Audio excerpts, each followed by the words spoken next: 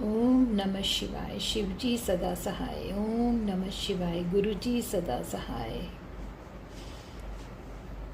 प्यारी प्यारी संगत जी, जैसे कि गुरुजी कहते हैं कि सभी को शिव पुराण पढ़नी चाहिए, तो मैंने भी गुरुजी के आदेश के अनुसार शिव पुराण पढ़नी शुरू करी है। तो आप सब भी मेरे साथ पढ़ें, सुने।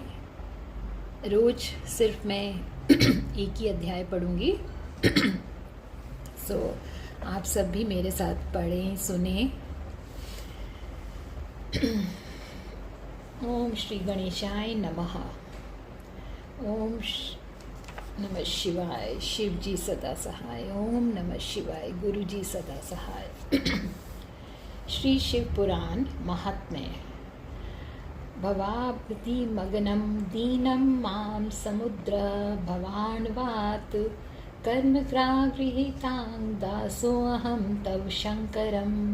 शौनक जी के साधन विषयक प्रश्न करने पर सुत जी का उन्हें शिव पुराण की उत्कृष्ट महिमा का सुनाना। श्री शौनक जी पूछा, महाज्ञानी सुत जी। श्री शौनक जी ने पूछा, महाज्ञानी सुत जी, आप संपूर्ण सिद्धांतों के ज्ञाता हो। प्रभु, मुझसे पुराणों की कथाओं के सार तत्व का विशेष रूप से वर्णन कीजिए।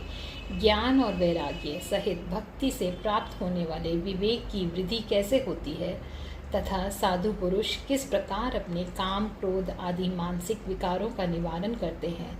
इस घोर कलिका काल में जीव प्रायः आसुर स्वभाव के हो गए हैं। उस जीव समुदाय को शुद्ध देवी संपत्ति से युक्त बनाने के लिए सर्वश्रेष्ठ उपाय क्या है? आप इस समय मुझे ऐसा कोई शाश्वत साधन बताइए जो कल्याणकारी वस्तुओं में भी सबसे उत्कृष्ट एवं परम मंगलकारी हो, तथा पवित्र करने वाले उपायों में भी सर्वोत्तम पवित्र कारक उपाय हो। तात वह साधन ऐसा हो जिसके अनुष्ठान से शीघ्र ही अंतःकरण की विशेष शुद्धि हो जाए, तथा उससे निर्मल चित्त वाले पुरुष को सदा के लिए शिव की प्राप्ति हो जाए। श्री सुत जी ने कहा, मुनि श्रेष्ठ शौनक, तुम धन्य हो, क्योंकि तुम्हारे हृदय में पुराण कथा सुनने का विशेष प्रेम एवं लालसा है। इसलिए मैं शुद्ध बुद्धि से विचार कर तुमसे परम उत्तम शास्त्र का वर्णन करता हूँ। वत्स, वह संपूर्ण शास्त्रों के सिद्धांतों से संपन्न, भक्ति आदि को बढ़ाने वाला तथा भगवान शिव को संतुष्ट करने वाला है। कानों के लिए रसायन, अमृत स्वरूप तथा दिव्य है। तुम उसे श्रवण करो। मुने, वह परम उत्तम शास्त्र है शिव पुराण, जिसका पूर्व काल में भगवान शिव ने ही प्रवचन किया था।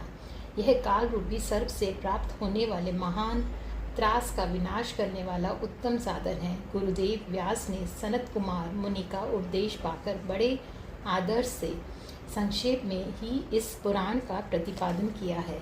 इस पुराण के प्रणयन का उद्देश्य है कलयुग में उत्पन्न होने वाले मनुष्यों की परम हित का साधन। यह शिव पुराण परम उत्तम शास्त्र है। इसे इस भूतल पर भगवान शिव का वाम्य स्वरूप समझना चाहिए। जब प्रकार से इसका सेवन करना चाहिए। इसका पठन और श्रवण सर्व साधन रूप है। इससे शिव भक्ति पाकर श्रेष्ठतम स्थिति में पहुंचा हुआ मनुष्य शीघ्र ही शिव पद को प्राप्त कर लेता है। इसलिए संपूर्ण यत्न करके मनुष्यों ने इस पुराण को पढ़ने की इच्छा की है, अथवा इसके अध्ययन को अभिष्ट साधन माना है।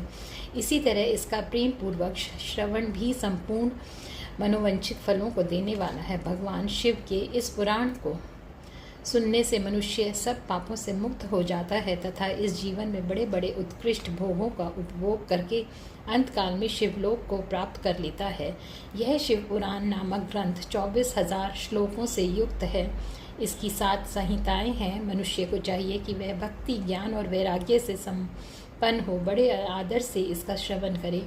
7 संहितों से युक्त यह दिव्य शिव पुराण पर ब्रह्म परमात्मा के समान विराजमान है और सबसे उत्कृष्ट गति प्रदान करने वाला है। जो निरंतर अनुसंधान पूर्वक इस शिव पुराण को बाँचता है अथवा नित्य प्रेम पूर्वक इसका पाठ मात्र करता है, वह पुण्य आत्मा है, इसमें संशय नहीं।